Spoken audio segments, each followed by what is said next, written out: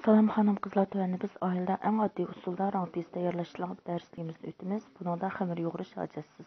200 gram un, 200 gram suv, buni tashga aralashtirib olgandan keyin 15 minut turg'izib, orqadan yana 200 gram suvni qo'yib, buni tashga aralashtiramiz toki xamir oldi tugagan qadar aralashtirib olamiz. Buni listimizni tayyorlab, kichik cho'michimizda bir cho'mich quygandan keyin buni tashilib olamiz. Tashlab bo'lgandan keyin qaynoq suvga solib, tepsini dimlab turib 1 minut atrofida pishirib olamiz. Pişib chiqqandan keyin buni so'q suvga quyib, tüpünü yağlab, rampizimizni elib olamiz. Intayin elastikliq, yeyishlik bo'lgan rampizimiz tayyor bo'ldi. Anandan keyin buni tayyorlaymiz. 2 qoshiq ochiq suv, shunchujang yo 1 qoshiq, 1 bal qoshiq tuz, 1 bal qoshiq shakar, samsaq suyidan 2 qoshiq, simajang 1 qoshiq, qizilmish yog'idan 1 qoshiq, sep bo'lgandan keyin xoyudan 1 qoshiq silib, xonga bilan yumg'astimizni silib, buni aralashtirib yesak intayin tamlik bo'ldi.